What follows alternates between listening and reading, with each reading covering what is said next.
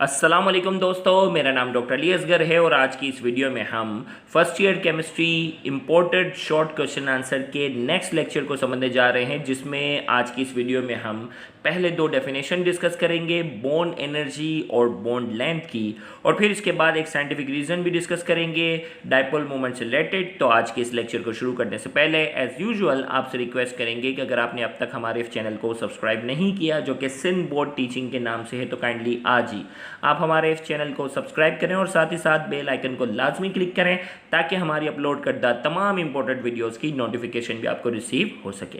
तो इसमें हमारे पास जो है वो सबसे पहले दो डेफिनेशन पूछी गई है, bond energy, define bond energy and bond length. तो बॉन्ड एनर्जी हमारे पास क्या है, the energy involve for the breaking और formation of one mole of the particular type of bond in a molecule. भाई जब कोई भी दो एटम के दरमियान एक पर्टिकुलर बॉन्ड बनता है, जब कोई भी दो एटम के दरमियान एक पर्टिकुलर टाइप का बॉन्ड बनता है, चाहे वो आयनिक बॉन्ड हो, कोवलेंट बॉन्ड हो, कोवलेंट में सिंगल कोवलेंट बॉन्ड हो, डबल हो, ट्रिपल हो, तो उस वक्त क्या होती है, एनर्जी जो है वो उस वक्त जो एनर्जी जो प्रोड्यूस होती है उसे हम क्या कहते हैं, बॉन्ड एनर्जी। क्या कहलाती है, bond energy. The energy involve for the breaking, यानी किसी भी बॉन्ड को ब्रेक डाउन करने के लिए, या जब भी कोई बॉन्ड बनता है उस वक्त जो भी एनर्जी रिलीज होती है उसे हम क्या कहते हैं, बॉन्ड एनर्जी। बॉन्ड लेंथ हमारे पास क्या है, the distance between the nuclei of two bonded atom in a molecule. भाई फॉर एग्जांपल ये अगर मैं बात करता हूँ, फॉर एग्जांपल ये हमारे पास दो एटम हैं और दो एटम के दरमियान, जैसे हाइड्रोजन हाइड्रोजन है, दो एटम के दरमियान बॉन्ड है, तो दो एटम के जो न्यूक्लियस के दरमियान का जो फासला है, ये हाइड्रोजन है, ये हाइड्रोजन है, तो दोनों के न्यूक्लियस के दरमियान का जो भी फासला होता है, जो भी डिस्टेंस होता है, ये क्या कहलाता है, ये कहलाता है बॉन्ड लेंथ कहलाता है। क्या कहलाएगा, बॉन्ड लेंथ। तो हमने कहा the distance between the nuclei of two bonded atom in a molecule. भाई दो बॉन्डेड एटम हैं, उनके न्यूक्लियाई का जो भी फासला होता है उसे हम क्या कहते हैं, बॉन्ड लेंथ। फिर अगला हमारे पास सवाल है, the dipole moment of water, scientific reason है, the dipole moment of water is 1.85 dBi but carbon dioxide है 0 डायपोल मोमेंट। वाई, हमें कहा जा रहा है कि पानी जो है उसका जो डायपोल मोमेंट है वो 1.85 dBi है, जबकि कार्बन डाइऑक्साइड का जो डायपोल मोमेंट है वो 0 क्यों है। आइए इसके रीज़न की तरफ बढ़ते हैं।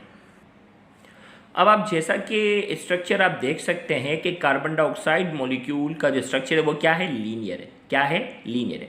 कार्बन के ऊपर पार्शियल पॉजिटिव है और ऑक्सीजन के ऊपर क्या है, पार्शियल नेगेटिव है। तो यहाँ जो इसका जो ये पोल जो बनता है ना ऑक्सीजन का, लेफ्ट हैंड साइड जो है वो राइट हैंड साइड को क्या कर रहा है, कैंसल आउट कर रहा है, क्योंकि एंगल शेप इसकी जो है वो क्या है, बिल्कुल लीनियर है। जबकि पानी जो है उसकी शेप क्या है, एंगुलर है, लिहाजा उसका जो लेफ्ट हैंड साइड है वो राइट हैंड साइड के अफेक्ट को बिल्कुल कैंसल आउट नहीं कर पा रहा। तो हमने कहा the net dipole moment of carbon dioxide molecule is 0। Net dipole moment carbon dioxide molecule की 0 है, एज इट इज लीनियर। क्या है, ये लीनियर है और सिमेट्रिकल है। सिमेट्रिकल का मतलब दो बराबर हिस्सों में तकसीम हो सकता है। Hence the dipole moment of left hand side cancel the dipole moment of right hand side. Left hand side का dipole moment right hand side को कैंसल आउट करता है। The net dipole moment of water molecule is not 0, ये 0 नहीं है, 1.85 dBi है। क्यों, as they are angular, ये क्या है, एंगुलर है और अनसिमेट्रिकल है, अनसिमेट्रिकल है।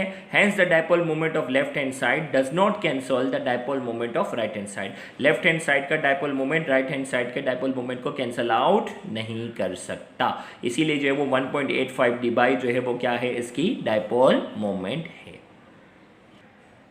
अब हमारे पास जो है वो कुछ साइंटिफिक रीज़न है जो शॉर्ट में पूछे गए हैं। Explain the following with scientific reason, हमें जो वो एक्सप्लेन करना है साइंटिफिक रीज़न, जिसमें कहा जा रहा है sigma bond is stronger than pi bond. ये ऑलरेडी साइंटिफिक रीज़न हम एक्सप्लेन कर चुके हैं। और तीसरा वाला साइंटिफिक रीज़न भी हम ऑलरेडी क्या कर चुके हैं, एक्सप्लेन कर चुके हैं। Bond energy of molecule possessing multiple bond is high. Multiple bond जो है ना, ऐसे मॉलिक्यूल जिसमें मल्टीपल बॉन्ड होता है उनकी बॉन्ड एनर्जी हायर होती है बनिस्बत किसके, सिंगल के। तो ये ऑलरेडी इससे पहले वाले लेक्चर में डिस्कस हो चुके हैं। तो साइंटिफिक रीज़न हमें जो यहाँ डिस्कस करना है वो कौन सा है, hydrogen fluoride has greater ionic character than HCl। Hydrogen fluoride का जो आयनिक कैरेक्टर है वो HCl के मुकाबले में ज़्यादा है। और दूसरा, oil is insoluble in water but soluble in hexane, ये भी हम एक्सप्लेन करेंगे। तो आइए, hydrogen fluoride has greater ionic character than hydrogen chloride. The ionic character of polar covalent molecule depend upon electronegativity difference between combining atom. भाई दो atom जब आपस में कंबाइन होते हैं तो उनके दरमियान जो इलेक्ट्रोनेगेटिविटी का जो डिफरेंस होता है, उस इलेक्ट्रोनेगेटिविटी के डिफरेंस की वजह से जो है वो क्या डिसाइड किया जाता है। भाई इलेक्ट्रोनेगेटिविटी क्या है कि भाई बॉन्डिंग वाले इलेक्ट्रॉन को, शेयरिंग वाले इलेक्ट्रॉन को अपनी तरफ क्या करना, अट्रैक्ट करने की जो सलाहियत होती है उसे कहते हैं इलेक्ट्रोनेगेटिविटी। अब हाइड्रोजन और फ्लोराइड की अगर बात करते हैं तो हाइड्रोजन फ्लोराइड में फ्लोरीन की इलेक्ट्रोनेगेटिविटी सबसे ज़्यादा पूरे पीरियोडिक टेबल में 4, हाइड्रोजन की कितनी है 2.1, तो दोनों में डिफरेंस कितना आ रहा है 1.9, दोनों में डिफरेंस कितना आ रहा है 1.9। और HCl के अंदर क्या है, क्लोरीन की इलेक्ट्रोनेगेटिविटी 3 है और हाइड्रोजन की कितनी है 2.1, दोनों में डिफरेंस कितना आ रहा है 0.9। तो हाइड्रोजन फ्लोराइड में 1.9 का डिफरेंस है और इसमें क्या है 0.9 का। तो आयनिक कैरेक्टर जो है वो डिपेंड किसके ऊपर करता है, आयनिक कैरेक्टर जो है वो डिपेंड करता है इलेक्ट्रोनेगेटिविटी के डिफरेंस पर। जितना ज़्यादा इलेक्ट्रोनेगेटिविटी का डिफरेंस होगा, जितना ज़्यादा इलेक्ट्रोनेगेटिविटी का डिफरेंस होगा उतना ज़्यादा क्या होगा, आयनिक कैरेक्टर होगा। तो यहाँ हमने कहा the ionic character of polar covalent molecule depend upon the electronegativity difference between combining atom. जो एटम आपस में कंबाइन होते हैं उनके दरमियान इलेक्ट्रोनेगेटिविटी का डिफरेंस जितना ज़्यादा होगा उतना ज़्यादा आयनिक कैरेक्टर होगा। तो हमने कहा the electronegativity difference of hydrogen fluoride, hydrogen fluoride में इलेक्ट्रोनेगेटिविटी का डिफरेंस कितना है 4 - 2.1 1.9। And the electronegativity difference of HCl, HCl का इलेक्ट्रोनेगेटिविटी डिफरेंस कितना है 3 - 2.1 0.9। As the electronegativity difference in hydrogen fluoride is high, therefore hydrogen fluoride has greater ionic character। Electronegativity का difference hydrogen fluoride में क्योंकि ज़्यादा है, लिहाजा इसका हाइड्रोजन फ्लोराइड का जो आयनिक कैरेक्टर होगा वो HCl के मुकाबले में क्या होगा, ज़्यादा होगा। ये भी हो गया।